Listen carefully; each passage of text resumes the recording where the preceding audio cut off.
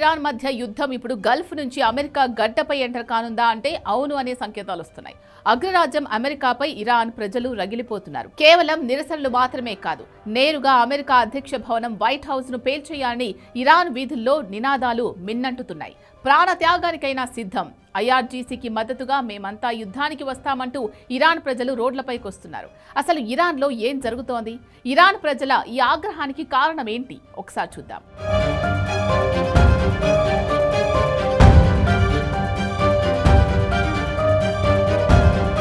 ప్రస్తుతం ఇరాన్లోని ప్రధాన నగరాలన్నీ యుద్ధ నినాదాలతో హోరెత్తుతున్నాయి. ఇరాన్ రివల్యూషనరీ గార్డ్స్ కాప్స్ కి మద్దతుగా వేలాది మంది ప్రజలు స్వచ్ఛందంగా రోడ్లపైకొచ్చారు. గతంలో ఎన్నడూ లేని విధంగా అమెరికాపై యుద్ధం ప్రకటించాలని వారు డిమాండ్ చేస్తున్నారు. డెత్ టు అమెరికా అనే నినాదాలతో ఇరాన్ వీధులు దద్దరిల్లుతున్నాయి. కేవలం మాటలకే పరిమితం కాకుండా ఐఆర్జీసీ దళాలతో కలిసి సరిహద్దుల్లో పోరాడేందుకు తాము సిద్ధంగా ఉన్నామని యువత, వృద్ధులు సైతం చెప్పడం గమనార్హం.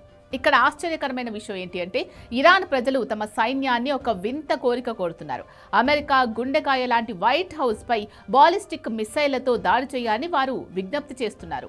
ఇరాన్ దగ్గర ఉన్న ఖైబార్ షేఖాన్ వంటి అత్యాధునిక బాలిస్టిక్ మిసైళ్లను నేరుగా అమెరికా లక్ష్యాలపై ప్రయోగించాలని ప్రజలు డిమాండ్ చేస్తున్నారు. ముఖ్యంగా వైట్ హౌస్ ను మ్యాప్ నుంచి తుడిచేయాలి అన్నది వారి ప్రధాన నినాదం.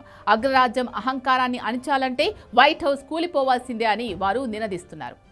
అమెరికా గనుక ఒక్క తప్పు చేస్తే అది ఆ దేశ చరిత్రలోనే అతిపెద్ద విపత్తు అవుతుంది అని ఇరాన్ సైనిక కమాండర్లు హెచ్చరిస్తున్నారు. ఇటు అమెరికా కూడా తన యుద్ధ నౌకలను మధ్యప్రాచ్యానికి పంపుతూ ఉండడంతో పరిస్థితి విషమిస్తోంది.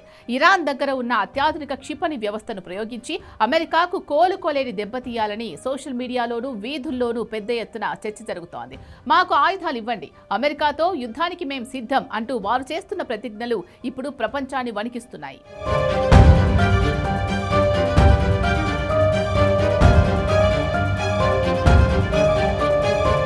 మా ప్రాణాలు పోయినా పర్వాలేదు, కానీ దేశ గౌరవం ముఖ్యం అంటూ ఇరాన్ ప్రజలు భావోద్వేగానికి లోనవుతున్నారు. తమ దేశంపై అమెరికా విధిస్తున్న ఆంక్షలు, ఇజ్రాయెల్తో కలిసి చేస్తున్న యుద్ధం, డొనాల్డ్ ట్రంప్ వైఖరి పట్ల వారు తీవ్ర ఆగ్రహంతో ఉన్నారు. ఈ క్రమంలోనే మేము మానవ బాంబులుగా మారడానికైనా సిద్ధం అనే స్థాయికి నిరసనలు వెళ్లడం అంతర్జాతీయంగా ఆందోళన కలిగిస్తోంది. అటు ఐఆర్జీసీ కూడా ప్రజల మద్దతు చూసి మరింత దూకుడుగా వ్యవహరించే అవకాశం కనిపిస్తోంది.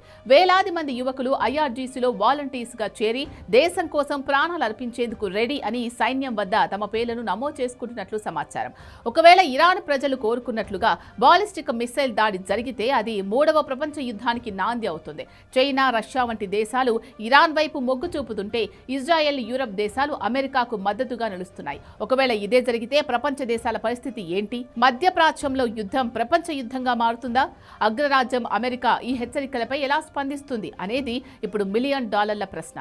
ఇరాన్ ప్రజల ఈ ఆగ్రహం శాంతిస్తుందా లేక 3వ ప్రపంచ యుద్ధానికి దారితీస్తుందా అనేది చూడాలి.